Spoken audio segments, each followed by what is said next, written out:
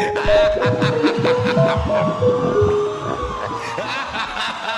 a beats on the track, by the way. Oh man, thank you very much. You've been here since December. You moved from Vegas. I was in Vegas. Okay. I was in Vegas for 10 years. All right. You press record, babe? Mm-hmm. Oh, no, yeah. Oh, whenever. Next time y'all can come to my house. Oh, no problem, man. We don't know nobody out here. Man, we just moved out here. You know, Rich moved out from Palmdale. We both from LA. Mm-hmm. We ain't living in Palmdale for a minute. And then we ended up moving to Vegas. And then, What part? What side of Vegas? We was on the south side. Like 2 blocks from the Strat. We was on Van Patten. I know you. We was on Van Patten, you know. Mm-hmm. Yes, sir, man. You know, just trying to, live and enjoying life. Mm-hmm. So, Danny, how you get started in battle rap? How long you been in battle rap now? I believe you've been 10 years. 92, since 92. 92. Mm-hmm. Right in LA. Okay, what's up? I got some notes and stuff. South Central. Is that right? What part of South Central you out of? 45th Figueroa. And Dinker, Halldale area right there by the Slauson Swap Meet.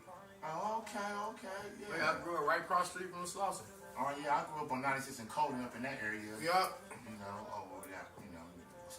You gotta say, you know what I mean? Right. Yeah, so, what inspired you to battle rap? Shit, LL Cool J. Listen to LL in the 80s. And Rakim, EPMD, shit like that. It was just something to do to stay out the streets, you know what I'm saying? Because you know where we from. Yeah, it's a lot. It's just so easy to get caught up in wherever you around. You know what I'm saying? If you in a blood neighborhood, Crip neighborhood, you either fall in line with it or... Yeah, that's true. I fell a victim of it, so I understand. You know, it's hard. It's easy to fall a victim of that. Some people be born in it, you know what I mean? Yeah. Some people be born in it, but I'm just saying, like, that just kept me, from really going all the way in with that shit. Let me tell you something, brother. I got to be truthful right now while I got you here. Yeah. Okay, I first got turned on to battle rap, and it had to be maybe kind of late, maybe 2000 and I'm gonna say 12 maybe. All right. And my first battle I had ever seen was Arsenal and Conceited. Right, yeah. And I fell in love with the wordplay. You know what I mean? I'm not gonna lie. I thought it was poetry in motion. When that stage scene, 2 people go at it. Right. And so my thing to you is when you first hit that stage, right? Yeah. Like your first battle that you had was we were against Aver, wasn't it? On the main stage. Let me see. My first battle, like on a league or right, on a league. First battle on the league had to be Ahab in Vegas. In Vegas. Yep. I got something for you. I found something. Let me see if you remember this. Tell me who you said it. All right. I probably ain't gonna lie. That's what I see. But I might. I said, let me hear it. game with Danny. See the Danny remember his Let me rhymes see. or not. Let me You know see. what I'm saying? This is the early Danny. This is the early Danny. Let me find it, sir.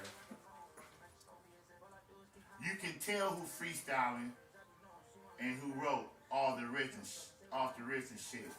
Niggas up here trying to remember punchline, but up here forgetting shit. That's forbidden shit. Forbidden shit. You know, you say that again? Damn. Your rhymes. Who was it? It was a cat named JS and Sims.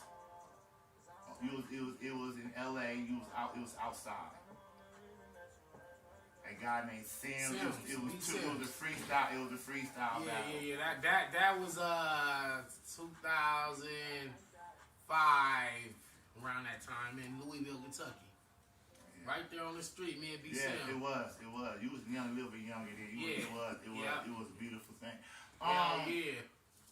My question to you is, what I was gonna say was, my question to you is, how do you, like, what is it like as an everyday just living as a battle rapper, like just your everyday life, like regular shit, whatever you do all day. Hey, I feel that. I'm chilling, but it's a little more stressful when you got battles coming up because you got to be like writing and then practicing, memorizing. So then you got like daily shit you gotta do. Daily wash clothes, Right, sleep. right. You know what I'm saying? Take the kids to school, help them with homework, cook food for the kids, wash the dishes, take the trash out. All just regular, everyday shit. Everyday stuff. Yeah, you know, so it's like that, and then so on top of that, you still gotta be remembering raps or writing raps. How do you remember the raps? It's repetition. Like once you everybody do it different. Like some people will, as they're writing it, they'll be remembering as they write it. Me, I'll write the whole round out first, then I'll remember it. Like I'll rap 4 bars of it, and okay, I got these 4. All right, now let me get to the next 4. Right. It's just remembered in sections. Right. Okay. Yeah, because it's hard to like remember the whole. Like if you got the paper, if you got it on paper, or if you got it in your phone, you can like read it, and then you put the paper down and see if you can rap it. You just gotta rap it to the point you remember. Like, all right, damn, I don't know what come after that. Fuck it, then you gotta look at the papers. Like, all right, and then you gotta. I know where I need to know from this point. You know what I'm saying? And so you could do it like that, or some people they'll write it, and then they get their phone and they'll rap it into their phone and record it, and then they put it in their headphones and they listen to it over and over like a song, so they remember they verse like a song. So it's so many different ways to do it. Mine and some people, I don't know. Some people like get a highlighter, different colors, so they'll get like the neon, then a pink, then a light blue or something, and they'll highlight the bars up to the point they remember, and so it's like color coded. They remember by the colors, and it's crazy. I don't know how they do that shit. But yeah, it's but I think when you do it for so long, it becomes easier to remember it. Because I've been doing it since the 90s. Like this is all I ever really did. You know what I'm saying? So it's not really hard for me to remember it. Except when I'm like last minute prepping. That's the only time, like, okay, the battle's on Saturday. Damn, today Thursday, Friday, I gotta start writing and remembering this shit. This shit already been done last week. The week before, it should already been done. Right. You I know. have a question for you though, cause I be seeing you in interviews. Yeah. And I hear you against the Luxus and stuff, and you say you got a rhymes already written for them. For who? For Lux and people. Yeah. I I got already jokes got for them written, like already, like not fully, but right. just notes and bits and pieces Bits and and shit. footnotes of Little Lux. footnotes, like, all right, I'm gonna build off this, or I'm gonna say this bar right here, or I got this angle I want to use. So you just keep it in the notes. So then when they lock the battle in, it's like, all right, I got somewhere to start, rather than just a blank paper. Right. Like I could start off this, like, all right, and then you just start building and just fleshing it out. Right. What was that moment when you developed yourself as a battle rapper early on? And as an athlete, I've been at that point before to where I know that, okay, I can do this. I know for a fact, no matter what, I am doing it. I can do this. It might have been. Damn. You know what? It's probably had to be 10th grade. Had to be 10th grade at Crenshaw High. Because like 9th grade year, I already could rap, but I was scared to get in the ciphers. Right. I was scared, like all the seniors and 11th graders, they was in the circle every time at lunchtime and they was rapping. And they was real good. Like I knew I was good, but I wasn't like super confident that I was like day level. So then they graduated. All the seniors graduated, and then it just kind of left an opening of, okay, who's still gonna do it? So then when I got to 10th grade, I started getting in the ciphers. And then they niggas like, damn, nigga, you tight. Like, you should have been doing this shit in 9th grade. You know, I was just scared because I was scared of the older people that been doing it. So once I got in the ciphers and started just dominating like there, that's when I was like, oh, I know I can do this. I know I can do it now. Like, I was scared. I didn't know if I could.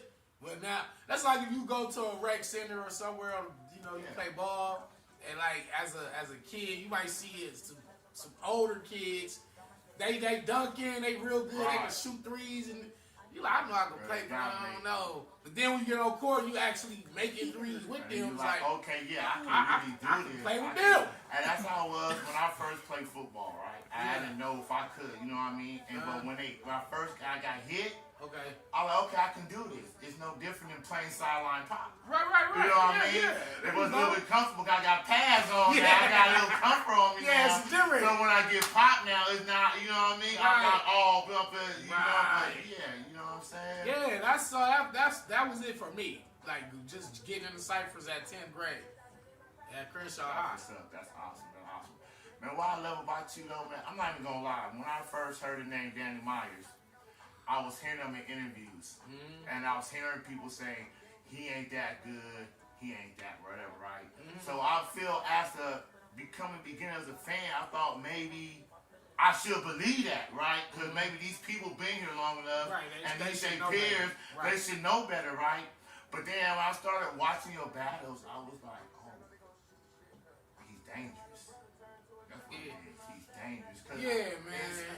I noticed with you, from being, you give everybody shots. I noticed that. You give me a shot today. I appreciate it. You gave a little slapper shot. You know what I mean? You give people shots. You know what I mean? And so, but when you give people shots, I noticed on that stage, it's no different as if you was battling a Bird, as if you was battling a DNA. Yeah. Why do you give them that pressure out the gate? Why do you just break their souls out the gate? It's easy because the answer to that is simple. I put myself in their shoes. Like, they want to kill you. Like, I'm battling Danny Meyers. I gotta kill this nigga. So if I go in there just half-ass, and I seen it happen to other people at top levels, and they go give somebody a shot, or they'll be in there choking, or they just really didn't bring their best day. They just here like this to get a check, you know what I'm saying? Then they get their ass kicked. So it's for one, it's a lot of reasons, but the main one is so you don't get caught slipping. Because you don't really be, you know what I'm saying? Like, you might watch a nigga battle like, I can smoke him with just 30%. Right. But he might just so happen to have his career game that day. He might score 80 that day. You know what I'm saying? Normally he scored 15 points a game. This game in particular, he had 80. Might not never score 80 again, but because it was you, he went to another level. Right. So that's the one reason. And for two, the people that's paying to come see me, they want to see the Danny Meyers that they watching on the TV, on the YouTube. They don't want me going there and just be like, oh, I don't care about this battle, and shout out to Palmdale. You know, I'm just out here in Palmdale battling some Palmdale nigga. I don't care. And then I'm out. Everybody disappointed. Like, damn, man. That ain't what I'm used to seeing from you. Like, so it's like a respect thing for yourself and for the people that paid to come watch you. You know what I'm saying? It's like, give them the real you. You know what I'm saying? Win, lose, or draw. Even if the nigga still won, at least go hard. Don't be playing with people's time and their money. Right. That's how. Because people respect that. They be like, you know how many times I went to like a small league, and then people was like, damn, Danny, like, I ain't know you was gonna go that hard, yo, bro. I thought you was gonna come out here playing, like, because other big names done came out here and they played. And so we kind of used to big names playing. Right. So they like, And another reason is because you never know when it's somebody first time watching you. Right. I've been doing this shit forever. I still be going to battles on these little small leagues, and somebody pulling me to the side in the parking lot like, hey, bro, what's your name again? I'm like, I'm Danny. They be like, yeah, hey, bro, this is my first battle event. I never came to no battle event before. Yo, you went hard, bro. I'm gonna start watching your battles from here on. That's their first time seeing me. I got 100-something, 200 battles on YouTube, right? But it might be his first time, so you always want to make a good impression on wherever you at. I don't care if I go to North Dakota or Alaska or Indian reservation. Like, I'm gonna go hard because that's probably a lot of people's first time seeing. Right. You know, give that impression of this is who Danny Meyers It's still a is. small niche. It's growing for sure.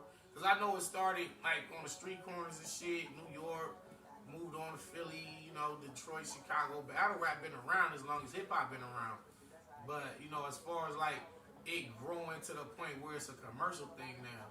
Right. Now we're getting the battle rap caffeine on deals, like caffeine, and Netflix, you know, Amazon, Hulu getting into it now, and Tubi's getting into it now. Like they got shows on the way, so it's just like, you know, it's growing, but it still it's not the level of the NBA.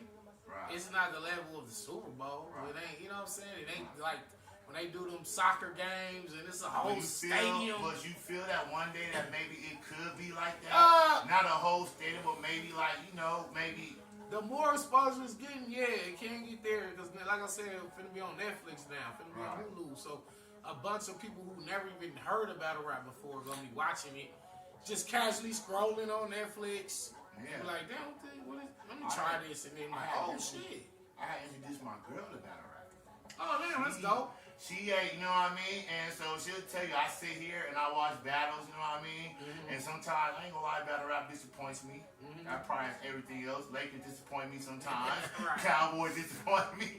You know what I mean? Right. So, but at the same time, I just love the back and forth camaraderie, you know what I mean? Mm-hmm. Because it's like y'all could be so many, y'all could be doing so many, y'all could actually be doing what y'all doing. Right. Instead of up there on that stage, letting out y'all anger and y'all frustration. Right. And I think fans don't know, like you said, y'all got everyday lives like us. Right, just regular. The other day we had this meeting, and you had to counsel because you had to do something with your kids. You know what I mean? Yep. So it's like that's part of everyday life that people probably don't really understand. You know what I mean? They don't get it. They don't get that when you hit that stage, you probably got. You know, tell them what was the last thing was said to you before you hit that stage. People don't be knowing, so it's like you just gotta learn how to like just block all that out and just focus on the job. I think this job requires just as much focus and concentration as like if you're an airline pilot. You know, they gotta be focused flying planes or working at some dangerous factory or steel mill or some shit like construction, like. You can't just be casually doing construction. Right. You got to take repetition. Yeah, you can't just be casually moving the fucking bulldozer or the operating a crane. That shit requires an extreme level of focus. Otherwise, somebody gonna die. Right. You feel me? And the same thing with battle rap. Like, if you're not focused, you might be getting destroyed that day because you just, like you said, you never know what the last thing was said to somebody. Personal issue, arguing with your girl, or one of your homeboys just passed away. It'd be a number of things that happen. So it's like, we just make this shit look easy, but it's really not. I do because I tell myself I could be a battle rapper.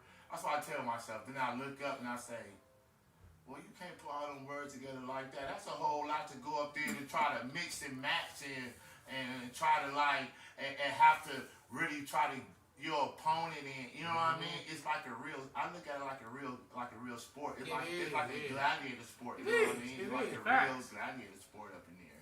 Yep. It really is though. My question to you, I always want to ask a battle rapper. When you hit that stage for the first time, right? Man across from you, right?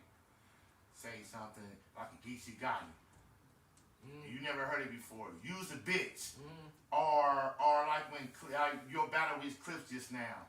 When he came with the you in your style can suck my dick. How do you come from where we come from? How do you keep your composure and be like, well, that's a good question. I tell people that composure is the number one thing you need in battle. I see. Like I said before, you got dope rhymes or dope vocabulary or performance and all that stuff. You need composure first. That's the number one thing. I see. Because it don't matter if you got all those other attributes and somebody say, nigga, fuck your mama, nigga, or fuck your dead homie. And that throw you off or you get angry and you ready to fight. Because now you might, your mind is somewhere else now. And you're not focused on what you're supposed to be saying. And so I just came into it understanding this more of an act. If a nigga really felt like that for real, then it's like we after this battle or before the nigga, we gotta chunk him, nigga. You feel me? Every been a time after a battle you had to. You know what? Nah, you know what, man? A lot of my issues that I had, I settled all my issues before the battle. And a lot of like even with me and Tay-Rock, when we was going through our shit right before our battle, we shook hands and said, man, fuck all that shit. Let's just have a good battle. Oh, so a lot of people didn't know that. That's a beautiful thing. I don't think they knew that. Nah, people didn't really know because I remember the it's crazy you say because I think a couple of days ago I'm sitting there and I was watching you and Tay-Rock back and forth. I believe I was outside. Yeah. And Tay-Rock was saying something. He had followed me. Right. We already was going at it. I wasn't going at it with him. He was just tripping that day at the face-off. Yeah. So I'm like, nigga, I should flip this table over. And he's like, flip the table. Flip the table. So now they cut the cameras off. Right. He's still talking shit. So I'm sitting like, damn, nigga, you still talking. Like, what? The camera's off. Like, okay, like, and cut, nigga, cut. Right. He's still going. Right. So I'm like, okay, all right, this shit, like. And then I remember y'all went outside. We went outside. He's still talking shit, so I take my hoodie off and I say, come across the street. Yeah. I said, no cameras, no security, just me and you in the parking lot. I remember telling Babe, I said, Babe, you don't want to do that. He in the wrong spot to be going across this. I said, you know, shout out to Tay-Rock though. Right. I remember the same time I see Conceited, I remember seeing Tay-Rock with a big black hat on. Yeah, he always had the big hat. Yeah, he always had the big hat on. And I wouldn't think Tay-Rock would be where he would be at today. With everything that's surrounding him, everything he went through, the rumors, this and that, you know what I mean? Right. And I'm just like, I see the growth in him, you know what I mean? And it's a beautiful thing when you're able to see the growth in somebody in something like that. Yeah, you know what I mean? It's awesome. But yeah, number one thing is composure, man. Cause I honestly I look at it like we acting, like it's an act. Like your rounds is your script, my rounds my script. Just like an actor, Tom Cruise. You gotta memorize your lines, and then they say and action, then you gotta recite your lines, and then that's it, and cut. Same thing when they be like, okay, Danny Meyers, round one is on you. When they got the cameras rolling, you gotta recite your script. So to me, it's acting. So when they doing all this, you pussy, you bitch nigga, fuck you, fuck your mama, fuck your girl, I did this to your baby mama and all that. It's like, alright. And the crowd be like, ooh. I think that's the allure of battle rap though, because the people can watch from their home and almost put themselves on the stage and say, what would I do? How would I feel? How would I react if somebody said that to me or about my kids? And it's that because our job is to embarrass one another. Right. Our job is to, and that's another reason why I never really be tripping on them because they pay me to take punishment. I'm getting paid to stand here and let somebody clown me whatever way they want to clown me. Right. But the good side is I get a turn too. You know what I'm saying? You know how this shit was when niggas was bagging on each other back in that school. I see. Shit. You think you think that sometimes I feel that maybe I want to see like a battle one day where don't nobody know they rhymes or nothing yet. And they just like for Hansel keep calling you out, I believe, right? I just want to see you and Hansel or somebody we ain't got no rhymes. When I see you, we just gonna go ahead and just clear the decks and get it. Why battle rappers don't really do that? The game changed, money. The game changed. That's how we started. Yeah. Meet up. I didn't know him. He didn't know me. You just gotta have some raps on deck or freestyle right then and there. I didn't know you. They're like, hey, Danny, I got a homeboy over there on such and such block. That nigga the coldest in the whole world that we feel. And you said you tight. Your homeboy said you tight. I mean, yeah, I am the best. But nah, you all right. But my homeboy, you can't beat him. I'm gonna go get him. Right. Then it's like bet money. I don't even know this homie. I don't know what he look like. It wasn't no YouTube, no internet back then. So then you just beat up, they bait up, somebody was putting money on it, or even if they wasn't betting, they just wanted to see what was happening. Right. And you just had to have your rap versus his, and y'all rap till you ran out of raps. So, you know, but then when the league started coming around and then the money started coming around, all that kind of got pushed aside. And that's another reason, that's another thing when I knew I would be able to do it at a high level is when that era came around where you could write your raps. Because I came from the era where you had to freestyle it, or you might have had just random rounds memorized and you would just say them and freestyle. We used to trick people because we'll start off with a freestyle and then jump into something we knew. We all did it. Everybody did it. Yeah, they can't nobody tell me they never did it. So, but then when it changed, because like written, having coming with a written rap was like, what was I saying in that rap? What you wrote down? Forgetting shit. And that was forbidden shit. You said right here. Who wrote? You said once again. You can tell who freestyling and who wrote all that. Yeah, that's exactly what I'm talking about. Niggas up here trying to remember punchline, but forgetting shit. That's forbidden shit. So it was forbidden to actually rap written raps. Like once we caught on that, it was like, nah, that's too good. Like, nah, that's too well put together. You know what I'm saying? Because when a nigga freestyling, you might be a little sloppy here, or you might make up a word, or a word that don't even exist, but we can tell it's organic. Right. But when it's just too clean, nigga, like you wrote that. And you try to pass it off as a freestyle. And I wasn't that great of a freestyler. You know what I'm saying? So I'm watching all the other great freestylers, and they really, really good. I'm like, damn, I can't think that fast. Like, so it was like, yeah, I'm good, but I can't be at top level with that. I'm not good with freestyling, but if we could write it, I'd be dope. So then when the written era came around, I'm like, oh wait, I get to wait and remember it and practice it. Oh, ain't nobody gonna beat me. It was over. I'm now that we can write and remember and get away with this shit, can't nobody beat me. That's how I honestly felt. Nobody in the world can beat me. That's how I felt, even to this day. I feel that. How come they don't put Danny on the Mount Rushmores when they talk these battle raps? The reason why is because timing. The timing is that what it is? When Mook and Lux, that those are two Hollow Don Rex, like it started in New York. So around that time, like Neat Geechee, Rum Nitty, we wasn't nowhere on no camera. Like it wasn't nowhere where we could display our skills. So the West Coast, we was like, it wasn't no smack in LA. You know what I'm saying? We watch Smack DVDs and you might see a little freestyle somewhere from like Reed Dollars and them, and then when YouTube started coming around, it's like, oh yeah, but see, that's because they was over there. They just so happened to be where it was at when it started. Right. With Smack running around the blocks and filming people and setting up battles. It wasn't on the West. Smack wasn't going out there. Right. So that's why when they do the Mount Rushmore, think about it now, like the real Mount Rushmore. Those was the presidents that was around back then. Like Obama, the first black president, he not on no Mount Rushmore, even though he probably should be. But he came at it just the timing. So I'm like, that's why I always said they would have to make something separate for me. You know what I'm saying? Like I said, I'm the statue. I'm the statue of Spittery. Yeah. I must say, man.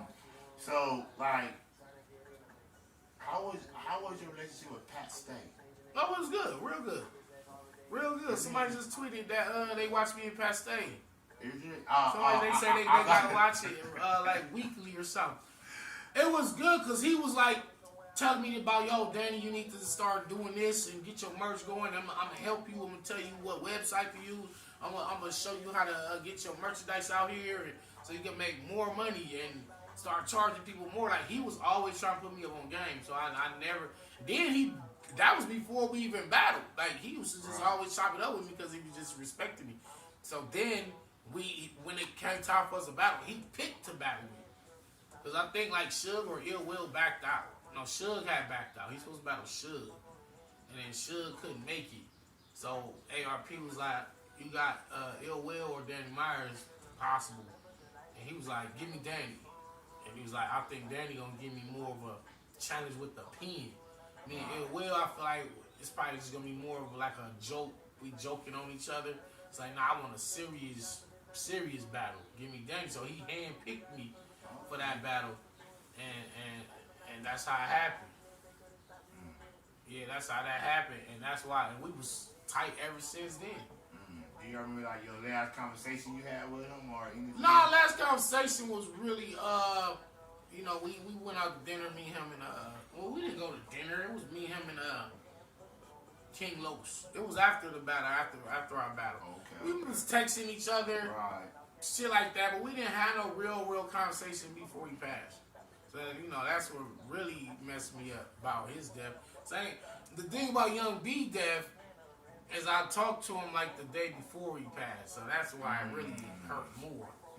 Just talk to him, just kicking it with him. Yep, it was right after his battle. No, did he battle that night? No, Finesse had battled my wife, and Finesse had mentioned Young B. That was his girlfriend, or they had broke up or whatever at that time, and she dissed him. She dissed him in the battle, and he called me, kind of heard about that. And that was like our last conversation. Then he got killed the next day. So that shit was like, damn. What's your feelings about Surf? You think the battle rap community misses Surf energy? Yeah, they clearly miss him. We all miss him. He was a good guy and a bad guy. Yeah, the Joker. Yeah. There you go. Yeah, he's the Joker. And it's like, it ain't the same. You know, we got more enemies or anti-heroes or whatever you want to call them coming up on their way up. But you definitely miss them, you know. But the game is bigger than any one man. I'll say that. You know, Danny Meyers lead, battle rap still gonna go on. Right. You know, then past day passed away. Also, you'll be battle rap still going on. I think you'll be missing battle rap. Yeah, I'm not saying we won't be missed, but the game still goes. Right. So, you know, we just gotta grow with the punches right now. We're just waiting to see, you know, his outcome when he go to court and see what happened. But you know, we definitely miss him because he you know, he's a ultimate marketer. Like, he markets battles, he markets his own battle. He helped other people get battles. You know what I'm saying? And he makes other battles exciting. We might not even been excited for such and such battle, but then Surf will start talking about it like, oh, I want to see how this gonna play out. Now we interested all of a sudden because of him. So it is a special magic that he got that we miss. You know what I'm saying? Yeah. He's electrifying when he hit that stage sometimes. He was top 3, top 5 in the world, electrifying. I used to didn't believe him in him like that. I was never a Surf fan. Then I started seeing him live and seeing him live more often. I was like, damn, he really got a magnetic power on his stage that's electrifying. Yeah, it's like this dude really got something that, it's like his performance, it's like, yeah, he's something different. Because I remember. And it's like, you can't teach what he got. He just got it. You can't. You either got it or you don't. It was like he was born with stage presence. Yeah, there we go. It was like he was just born with stage presence because I just knew him and JC was gonna be a bigger battle than what it was. Yeah. I'm not even gonna lie, Surf Gentleman maybe 30, maybe 2-1. Yeah, for sure. But at the same time, JC still, you know what I mean? But it was like Surf overpowering with his presence, his energy alone. And that's crazy because the next battle was supposed to be me and Surf in like December. That was the next battle, like, because he had battled JC, and now he's like, yeah, Danny, what's up, nigga? I'm about to kill you too. I'm like, that would have been a good one. I'm like, bro, I'm not ready for Surf, huh? I'm not none of these niggas, bro. Like, are you crazy? Like, so we always been going back and forth for years. You ready for him, huh? Yeah, I've been. Is he ready for me? So we got, you know, hopefully he can come home and we can knock that out and get that battle out the way. Right. Because it's a years-long grudge for sure. Now, let me say this if you don't mind. If you're not, you gotta answer me. Nah, I'm good. You and Mike P. Yeah. Got the most talked about women in battle damn. rap. How does... You know what it is? I do you know what I mean? It's like, I know you cannot. It's not I feel an opponent, it's not a Danny Meyers battle unless the opponent say something. You know what? I'm It going to tell you. I'll that- break all that down right now. For one, we always be like, I'm going to do this to your girl. I'm going to do this to your girl. I'm going to do this to your girl. And it's like, ooh, nigga, what girl? It's an invisible girl. Right. You know, it's just a general statement. Right. But then when it's an actual person, and then you know her name, you know that's his actual. Now it makes the bars even that more impactful because it's your actual You girl. actually Yeah. your woman, yo. So when Vicky's going through her drug problem, that just became, oh, I got something to use against this nigga now. Right. And the thing about that, it's just like with his girl. Like, I guess she was messing with a few battle rappers before she got with him. And so, you know, they just like, oh, she got a reputation in the culture. Like, if you of us done mess with that, and then you went and wifed it up, nigga, you a fool. So it was like, they try to play that angle on Mike P. But niggas don't really be having nothing to say to me. And it's almost like an easy way out. But the crazy part about it is it don't work. Like it doesn't work. And now it don't work on me. Man, it definitely worked on Mike P a few times. You know what I'm saying? Bill Collector used it, Ryder, each guy to use it. They use that on him, but I don't think it works anymore. I think that he done took the worst part of that punishment. He done dealt with it. So now somebody else battle him, they bring it up. It's kind of like, it's old, bro. That's old. We don't need that. He did. Yeah, he did. He killed him so he bad just with closed that. the classy onto that. Now you have to just sit up there and rap with that man. You Now gotta you gotta just rap because so he he should be thankful for what Geechee did. He should because now Because he made it so difficult for anybody else to do it he again. did it so flawless now that if you're not gonna do it better than that, you're just wasting your time. That's also why I appreciate Mike P round about my wife. Because he did it at such a level, nobody else could do it again. And even then, it didn't work for him. He won that round, but he still has the battle. So when people bring Vicky up, it don't bother me. It don't even bother me at all. It's like you do that for some crowd reaction, but it's really not a shock factor no more. Right. And the fact that I don't even react to it or I rebuttal the shit, it's just saying that part of trying to attack Danny is old and played out. Right. Use something else. Niggas don't be having nothing to say. They don't want to go bar for bar, rap for rap. So they try to go around that and just start doing what we call angles. I got something I can talk to you about. You know what I'm saying? You ever stepped on the stage? You ever like heard somebody rap first, right? And you say to yourself, "Oh, it's over." Yeah. Like you just know, I ain't talking about the small leagues. I'm talking about big leagues to where you stepped on the stage and you see them and you heard them. I can start with Shotgun Shook and Arsenal. Like, I hear they first round, I'm like, okay, that's what you want. That's whack. That's regular. I'm about to kill you. Yeah, I thought you was gonna be better than that. Like, it's been times where I was kind of like nervous, like, damn, I wonder what this nigga gonna say. Right. Damn. I'm like, this might be the day I get smoked. Honestly, I never really think I'm gonna get smoked or killed. So, but I do be like, damn, I wonder. But and that fear is what keep me at tip top shape, because I'm like, it's the fear of the unknown.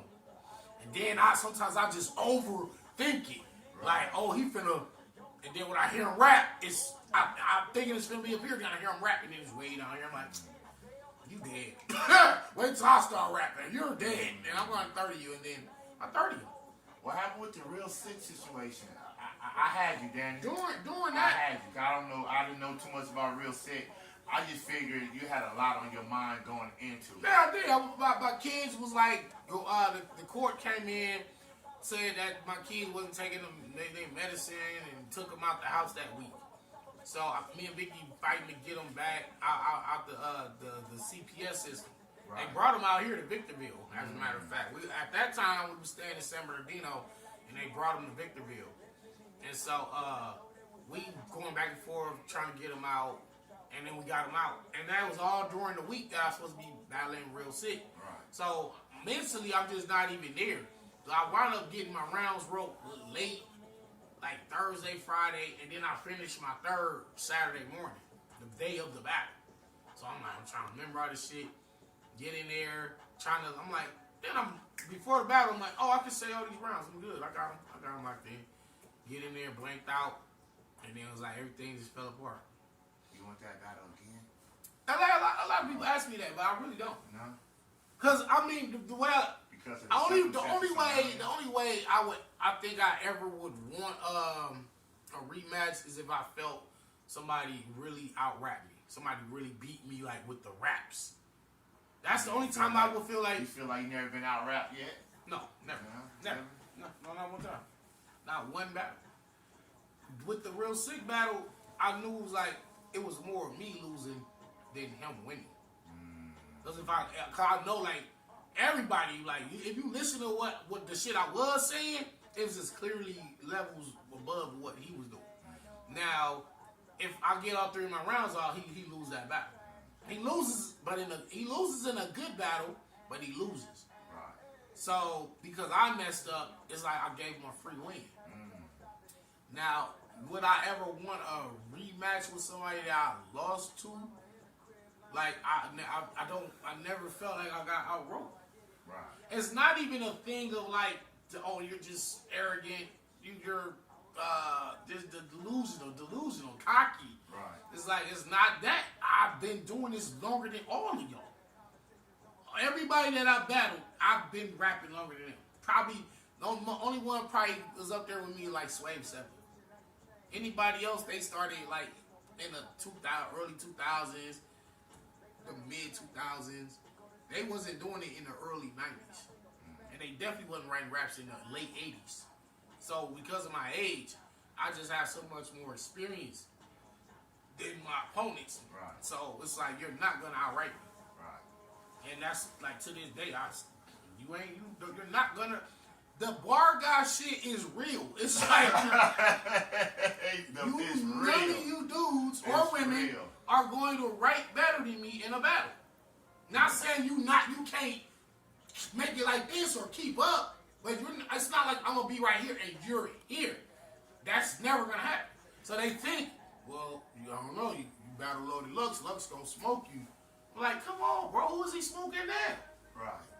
You know what I'm saying? Come on, did he smoke Geechee? No. And that's why I want to bring up. They okay. I look at the one veterans that stay active. I look at DNA. I talked to him this morning. I seen y'all this morning. He's still out there in the field. You know what I mean? And Tay-Rock, you know what I mean? Tay-Rock. I think that's why we let him though. Far say Disaster still in the field. Yeah, it's in the field, y'all. Lux Hollow, Rex, right, and Arsenal. My thing is, why is it that I understand Luke and Mook got this mystique that everybody feel like, but why don't they? But I look at it as, how can you say they're the best, right?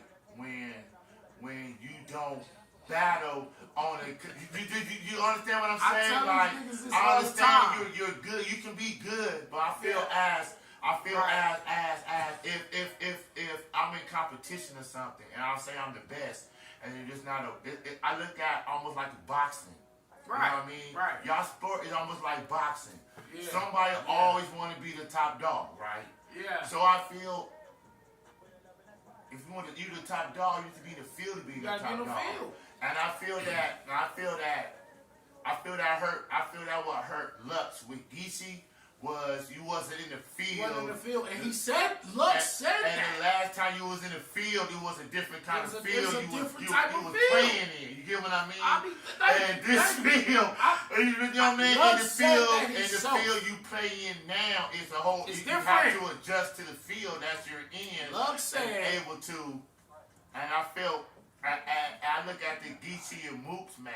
You know what I mean? And I feel that Mook played to the field that he was in. He did. I feel that. Smart. Don't get me wrong. Geechee has some shit going in that. People still think Geechee has some shit going. Yeah, Mook Lux, he used the environment. But I mean, Mook was able to use the environment and play to the field he was in now. That's smart. And though. Why not? And I think it was. And I think that kind of threw Geechee off too, because I already don't think Geechee expected Lux to. Expected Mook to play in this field like that. You know what I mean? And because Lux didn't do it. And I think Mook learned from Lux. You know what, man?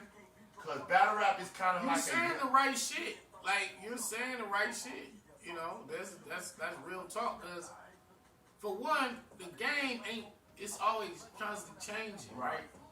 So when Lux got off the stage with Geechee, he did an interview and he said, "Yeah, man, I need to be in the field more to learn how they doing it nowadays. Right. And the only way I can really learn is let me, get acclimated to the way it's working now. And I think is the game different than when I was?" So he lost that battle, not necessarily because he don't got the skill to win that battle. No, Because his he pen could was beat fire. anybody. His pen was fire. I feel more performance. And just getting to them bars a little quicker. And it's like today's generation of everything is microwave. Yeah, facts. So facts. now when it's facts. like with you. Facts. I see when you used to rap when I first said, you know what I mean, 10 years ago, to where now, to where like the hammer time of rock. You know what I mean? Yeah, it's like it's little simple shit. It's just simple. It's complex, but it's just simple because it's gonna hit fast. It's digestible. It's catch your attention fast instead of just drawn Instead out. of you having to think about it, and then it's like some bars you catch later. Like, oh, now I see what he was saying, but by that time it's too late. It's too late. Yeah. Because I don't sit here and watch battles, right? And I don't watch them live. All right, I'm gonna take no disrespect to nobody. I'm gonna take Hitman Easy, for example. I watched that, right? All right. And I felt that at the beginning, Hitman was trying to play. It's like he was in and out of fields. He didn't know what field he wanted to stay in. Right. Like he started off in the field back then, right? He started off on this playing field, but then he kind of adjusted in the middle of his first round, whatever, and then he kind of like, this didn't even, you know what I mean? It was that, I felt that Hitman felt that I'm Hitman, my stage presence alone was gonna do it, you know what I mean? And it didn't work like and that. it didn't work, and I think he also was one of the ones that fell into the fact of you got to be in the field. You gotta know what's happening. You gotta constantly be practicing this shit, a man. surgeon gotta be a surgeon as long as he gonna be. You get what I mean? Though, like if he stop doing surgery, he get back up in and he liable to. Mess up something. You know what I mean? Yeah, and you know that. But as far as like what you were saying earlier, like these people been around for a minute. And they just kind of cemented their legacy already, so they feel like they don't gotta be outside like that every week, every month, 3 times a year. But it's like, if you want to prove you the top dog, you need to come outside and start slapping some of these niggas around and say, I'm still the nigga around here. Don't get it fucked up. Y'all nice. I see what y'all doing. Y'all on y'all way up, but I'm Mook. I'm Lux. Nigga, like, y'all bow down to me, nigga, then. Alright, then come out here and prove it. But then when you do come outside, you ain't really, because when you hearing the shit I'm saying, you hearing the shit Rum Nitty saying, and Geechee and shit like that, and we saying this shit on a consistent, like every month, every 2 weeks shit, it's like, this is the new way the game is played now. Right. The game is following after what we're doing. They're not following after what Mook and Lux and them did back then. They not, they like, damn, and he outside every week. Nitty saying the craziest punches, and look how Geechee just winning all these championships. Like, we are them niggas now. So I think the West now, first of all, I feel it's like they doing sports. better or no different. They start updating Mount Rushmore. Maybe people start coming out more. You know what I mean? Yeah. Yeah. And I feel the West is over. I feel that the problem though, the problem with updating it is you gotta take some people off. Hey, if you ain't busy in the field, Hey, that's what I said. That's how it goes. That's how it goes. But I feel That's how it goes. saying that. I mean, to these regular fans that been around, it's like blasphemy. I mean, okay, for the Blasphemous. Once upon a time, Joe Montana was that top dog. Yeah. But then Tom Brady updated that resume. Now Tom Brady that top dog. He go. Once upon a time, you know what I mean? Kobe, Yeah, because it was Joe Jordan, Montana. Michael, Yeah, Joe Montana. LeBron, and you got different goats. So you update as the resume gets updated. You know what I mean? No, I mean because these guys' legacy is gonna always be forever. Always segment. Don't get me wrong. But it's like to say because they was here first. Danny can't get on Rushmore. Geechee can't get up there. Nitty can't get up there. JC can't get up there. It's or Sue Surf he can't be on there because we already got our four. It's like but what about what niggas is doing now? That's what I'm saying. It's like they didn't stop letting the people in NBA Hall of Fame just because Mike got in. Yeah. Everybody, you get what I'm saying? Make room for the niggas that's up to date. And I look at it as, for instance, you got a Geechee, got you, Ron Nitty, hell, even Daylight when he in his heyday, when he, you know what I mean? Mm-hmm. And I feel y'all bought something different that they wasn't expected from the West. Y'all bought lyricism. Yeah. A different type of that lyrics. Was my whole, y'all still bought the my whole aim. The grit of the West, but you bought lyricism, which led to Geechee bringing lyricism, which led to, I don't know how the hell Rum Nitty do it, which lead him, you know what I mean? And it's like a beautiful thing because it's like the West is not known for now just gang banging and sagging. It's like, oh, we will get up and rap with you on any kind of level you want to rap on. You want to rap about this, we can talk about this. You want to talk about this, we can talk about this.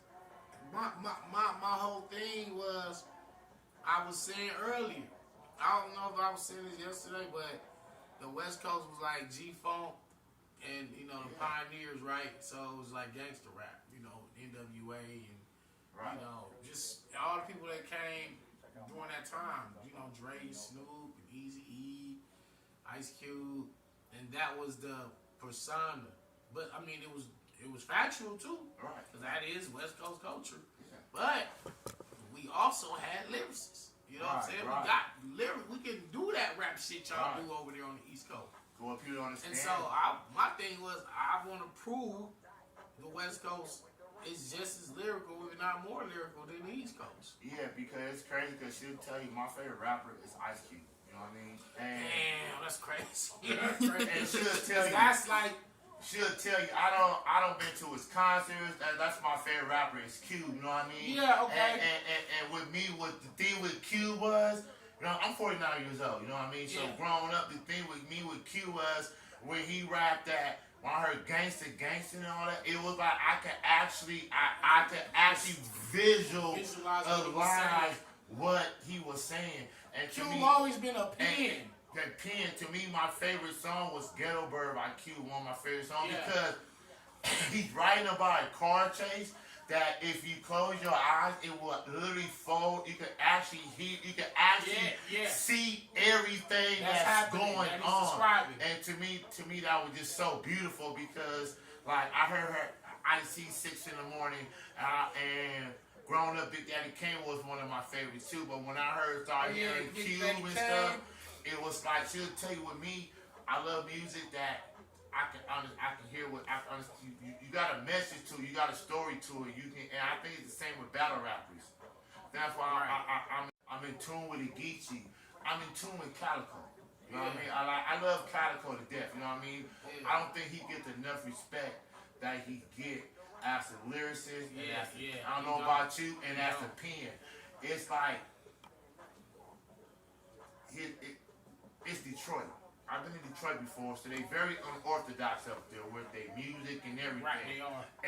They don't get their own language for anything else. The Midwest is totally different than anywhere else somebody already been at. They got their own. And so a lot of times, like people hear the WWE and they don't really understand his flow and all that, but actually, he's going to fuck off. You know what I mean? Right.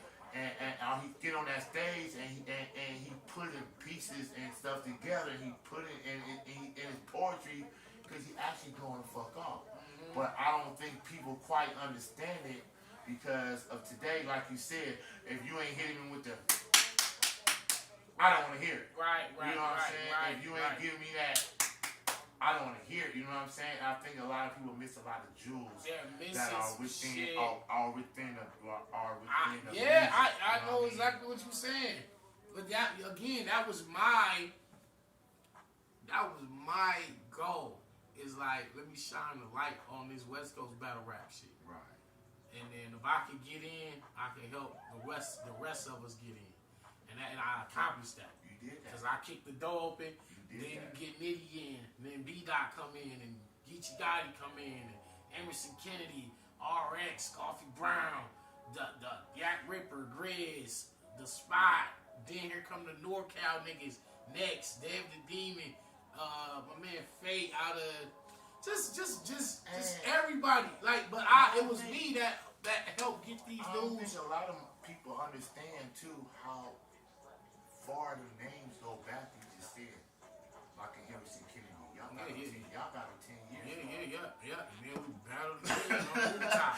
Yeah. Y'all first battle was 10 years ago. Utah, Salt Lake City street corner. Facts.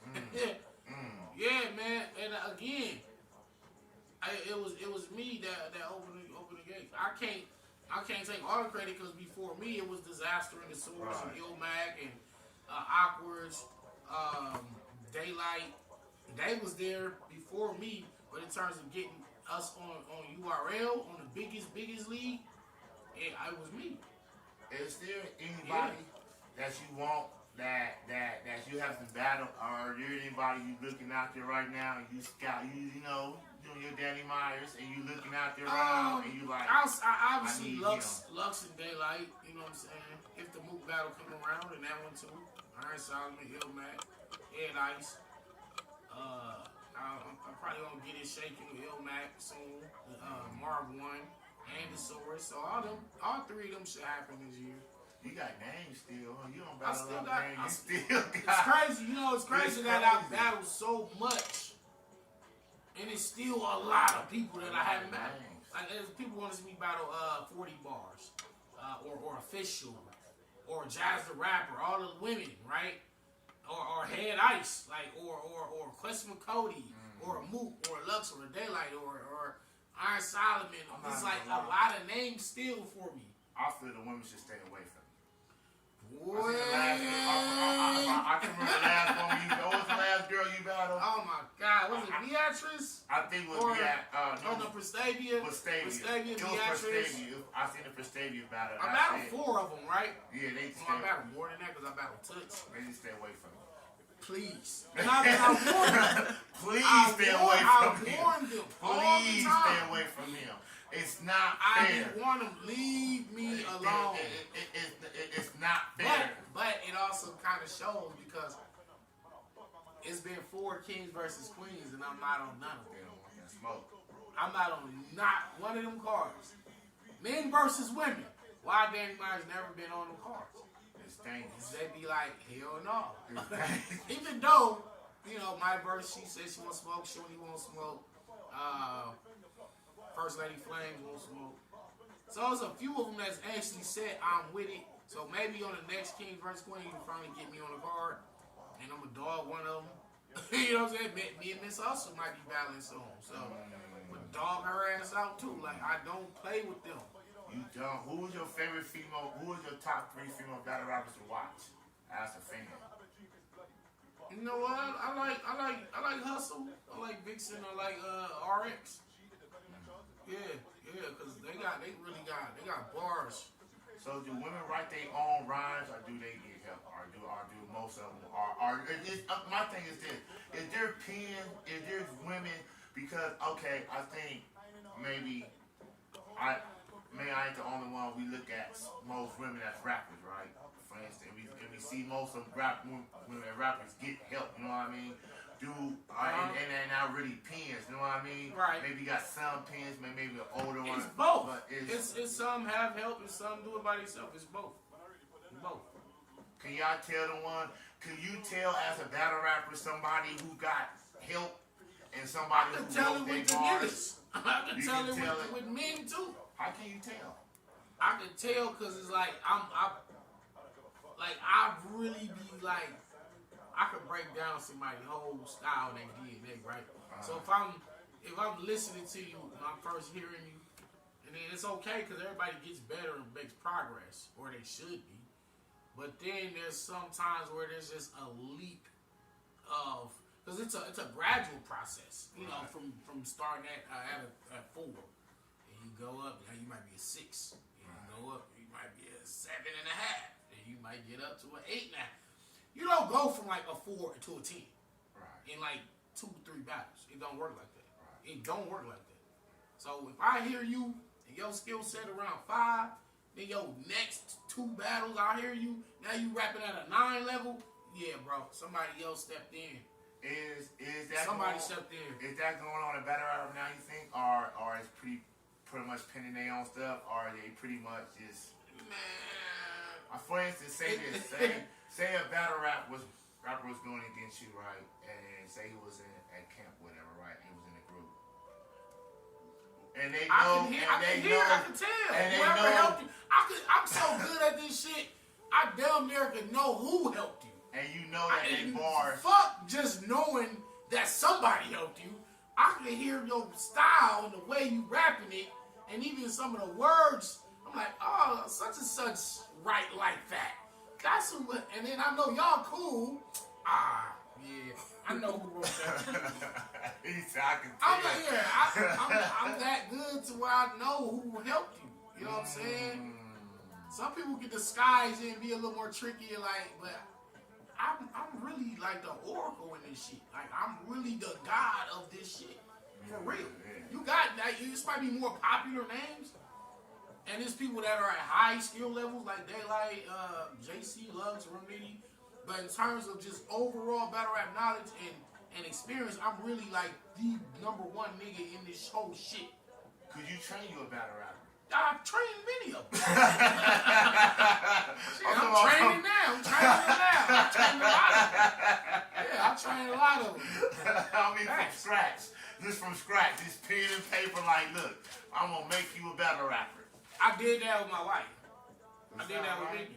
I'm like, I'm finna make you into a battle rapper. And I made her into a battle rapper. She was smoking everybody. Then they found out, oh, this nigga, dirty sheep. This nigga helping you. They got her the fuck up out of here. Get your ass up out of here. You're not gonna never lose. Like, who the fuck? What woman or nigga is gonna beat you? You're never gonna lose. You're not gonna lose because Danny Meyers is right there, like helping you with all this shit. She kind of banned without being banned. Yeah, they got her out of there, man. They got her the fuck out of there. It was on Angry. It was live on Angry Fan Show. She I think he asked her. She was like, he's like, so tell the truth, Vicky. Does Danny be helping you? And she's like, yeah, he helped me. Like, I might need some practice on that. No. Do he be helping you write that shit? She's like, yeah. She admitted it. Wasn't supposed to admit that shit. She on the phone with Angry Fan and he pressuring her and shit. She was grilling her like she was on a fucking stand. And he was down there like a good ass prosecutor. You know what I'm saying? Like, tell me you did it. I know you killed them. I know you got it. Shout out to Angry Fan. Tell me you did it. And the motherfucker on the stand crack. All right. I did it. Shout out to Angry Fan. Yes, it was me. I did it, motherfucker. Now leave me alone. And I be watching Angry Fan. I be like, he a jerk because he'll really like, he'll sit up there. He'll be like, he'll drop the pen. He'll just sit there. He'll grill you. Yeah. He'll be looking at this. Hell yeah. And I'm like, oh. He's in the wrong business. Oh, he in the wrong business. He need to be a prosecutor. You damn right, because he sit up there. He sit up there one day. I forgot who it was. He threw somebody called. It was the dude that brought out the paperwork against Kid Slay. Oh, John. Angry Fan must have knew. You talking about Jerk? Or, Jerk. It was one of when I bought the paper out against Kid Slade. And Amy Fair had that boy up on there. I was like, oh my goodness. That's hilarious. That's hilarious. Man. But yeah, so he grilled her, and once she made that confession, I'm sitting next to her, and I'm like, damn, you just fucked up. Damn, you just told the world that I helped you. And they already knew it, but it's like, what did Giselle say? It's not what you know, it's what you can prove. Yeah, what you can prove, yeah. Yeah, you know, what you know, the proof was right they there. They knew I was helping, but when she out her own mouth said it, that was over. That was the end of her career. She ain't battled ever since. Do any of your kids aspire to be battle rappers? Egypt, my 10-year-old daughter, she be rapping. She raps, she freestyle, sing, she dance, she do all that shit. So as far as like battle rap, she always be talking about she be battling at school and shit. So she might be a battle rapper, but that's the only one though. Yeah, like the rest of my kids, they into all kind of other Fortnite, Roblox. They just do kid shit, you know. Right. I think honestly it's because they live a better life that I lived. You know what I'm saying? I came from the rough 1980s South Central. You know, it was like wasn't too much to get into but gang banging or selling dope or pimping or whatever. You know what I'm saying? So I like that battle rap shit was an outlet for me. Nowadays my kids got fucking Nintendos and Xboxes and PlayStations and they live nice. So it's like they're not in a rough environment to where they need some type of escape from harsh reality of life. You know what I'm saying? So they don't their mind is on other shit. So which is cool. Right. Which is you got cool. no problem with that. Battle rap not no career anyway. You Right, know what I'm saying? It's not. I've actually made a career out of it. I made a living out of it. You know what I'm saying? I done improved my life and other people's lives from battle rap. So, but it's still not because if I stop today, how I'm paying my mortgage? Right. Ain't nobody sending me no check next week for like, you know what I'm saying? Back residuals. Ain't no residuals, ain't nothing. And that's the fucked up part. And so like you put in 10 years, 15 years, and ain't no 401k, ain't none of that, no pension to this. So that's why that's why we're headed towards that now. Ain't no medical in this shit. Ain't no, you know what I'm saying? Nigga died. Right. You got the fans gotta do a GoFundMe to bury him. Don't understand too, like you just said. If y'all was to, cause I think a lot of people do so much capping when they hit that stage. You know what I mean? They don't understand that. Yeah. If it was to all stops today, what the fuck I'm gonna do tomorrow? You know what I mean? But that's why we all be having. I mean, a lot of us be having regular jobs, regular work. They work, or they hustle, or they got different forms of income. You know what I'm saying? So even me, like I'm transitioning into Hollywood right now. Okay. So I'm working on movies and shit like that right now, and then directing movies, writing movies. So I'm already in the entertainment field. So it's just a natural progression. You know what I'm saying? I do my podcast, as you know, I do my podcast from the house. So shit, like that's other forms of income coming in. So when I walk away from the game, I still can get booked to go out and host some shit. I can go host do commentary on this pay-per-view. I can go judge this shit. I can just I can go flip the coin and get paid. They fly me out. Like, so I'm gonna forever be able to still get money from this shit. But as far as like maintaining a lifestyle, it's like it's not. This ain't no viable. I wouldn't tell my kid battle. I'm gonna ask a question. It's funny that you say that. Do you feel like that the new people that's coming in battle rapping are doing it because they think that they're gonna get that type of hype of fame? A lot of people have. A lot of people, what they do is they use this to jump off something else. Yeah.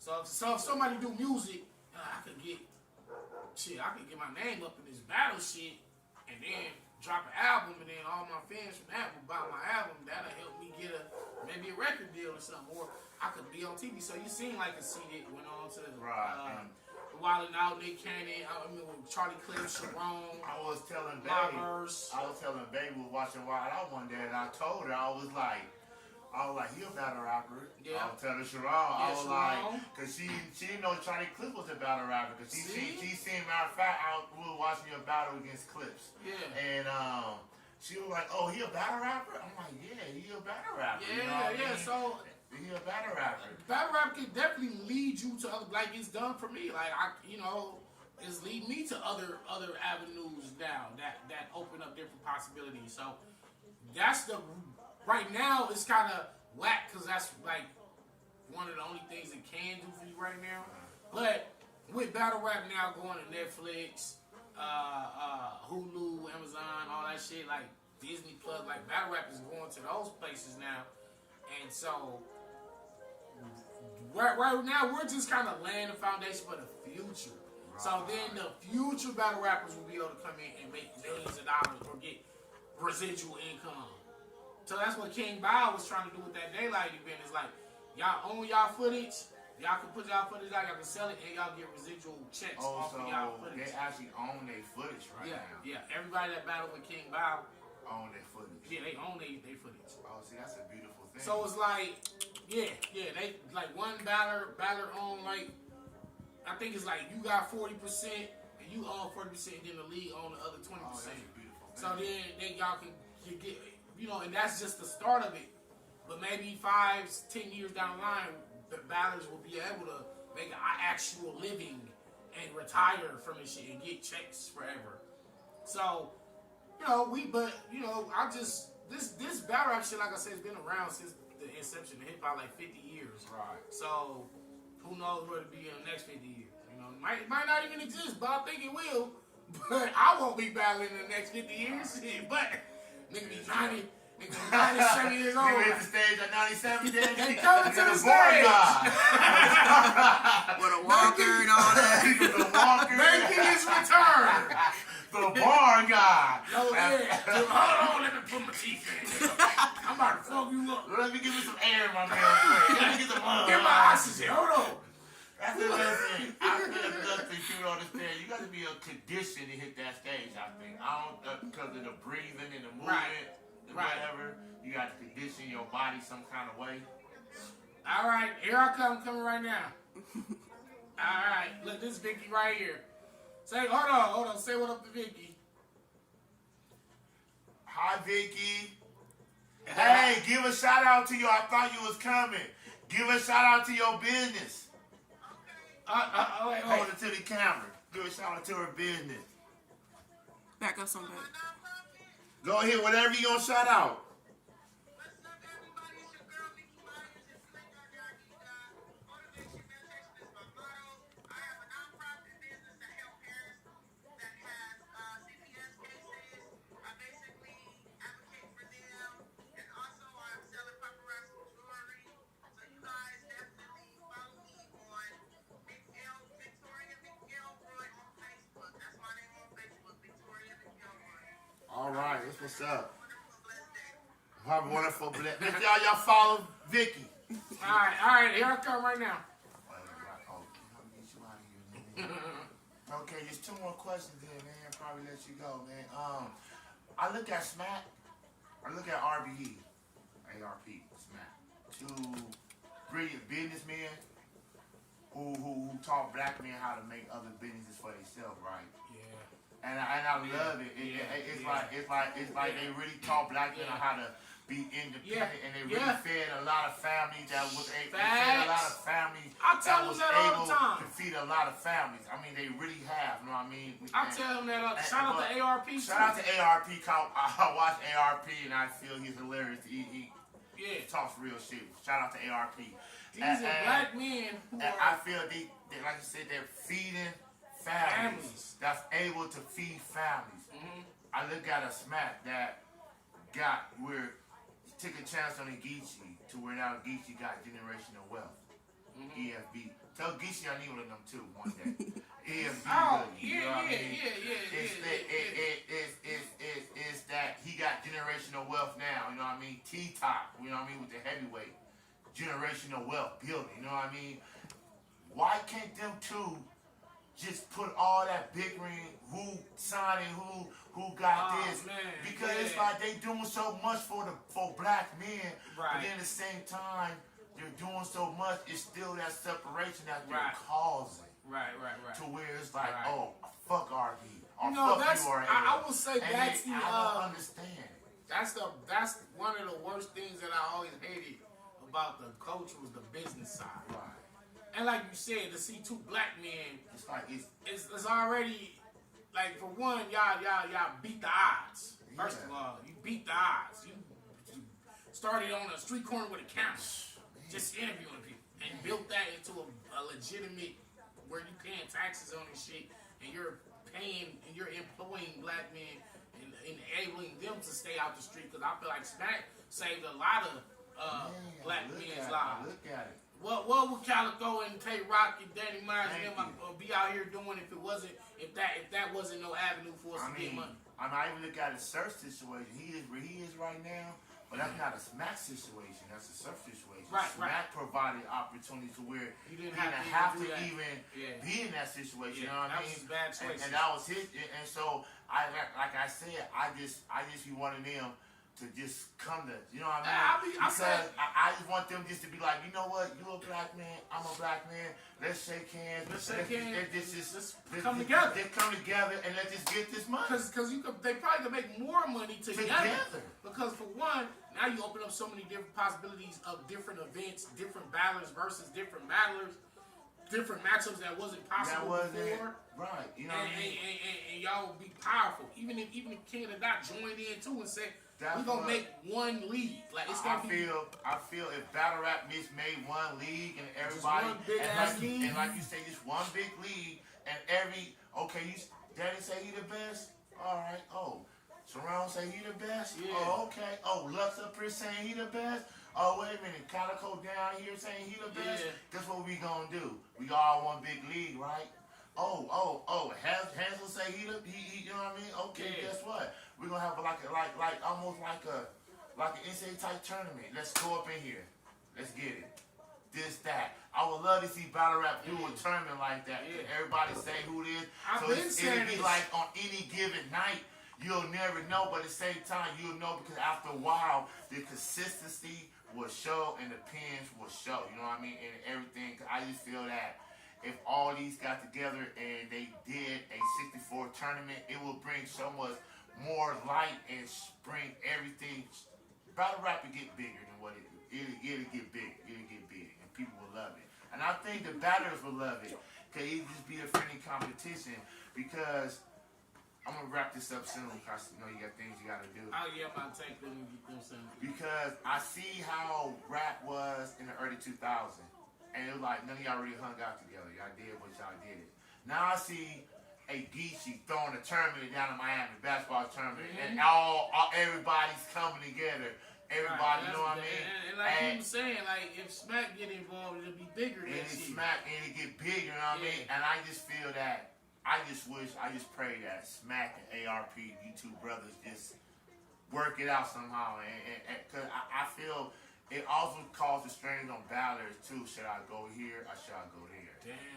Should I go here or should I go there? And battlers shouldn't have to pick and they choose shouldn't and have make to a choice. depending on certain things. Pick a side, pick a side. And then it's like, when you okay, pick a if side, I go, stay over there. right, if I go here, and then it's like I can't eat over here. Yeah. And now it's like, but then my performance ain't over here up to par. I'm not gonna eat. But now I can't go nowhere else to eat. But I'm stuck right here. Yeah. I think it does a disservice to the battle. Yeah, Not that's really. true. It causes y'all. That's true. It hinders y'all. It hinders y'all from being able to do what y'all need to do in life. You know. Yeah. Man, that's real shit. I've been saying that for the last since I got in this shit and seen the politics of it. I hate this part of it. Yeah. Like the traveling and meeting fans and signing autographs, taking pictures, and just being in different cities that you would have never been to, and meeting people you would have never met, being just a famous person. That's cool, but then like the dark side of it is all the little bullshit politics and oh no, you can't do that, you can't do that. I mean like when I came in, it really that wasn't even going on. Like that wasn't even a thing. It was like was everywhere. You just battled everywhere, and that's what I did. I built my name just battling everywhere. You You know what I'm saying? I wouldn't have the classics that I got on RBE with Chilla and Pat Stay and, you know, Swave 7 controversial battles. I wouldn't have those battles if I didn't go over there. Me and Rum Nitty, classic King of the Dot battle, wouldn't have that if I didn't go over there. You know what I'm saying? Because like you say, like you say, I remember watching what was it? Black Cartel, you know what I mean? And I could see Arsenal or Danny Meyers there, right?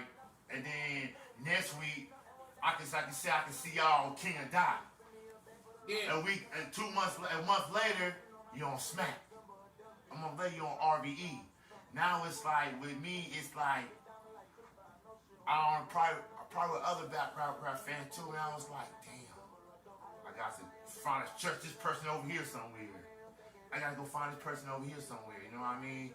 And to me, there's so many battles out there, good battles out there that could happen. If everybody just come together, you know what I mean? Maybe that'll change in the future. Maybe not. I mean, it's a business. I think it's enough money for everybody. All right, man. It was nice for you, Danny, to come. This is Danny Meyers. My name's SlimHendrix, man. I will. For sure, man. Thank you, man. It's been an honor, man. It's been an honor, absolutely. man. It's been an honor. Yeah, you had a dope interview for your first one. Man, well, thank you, man.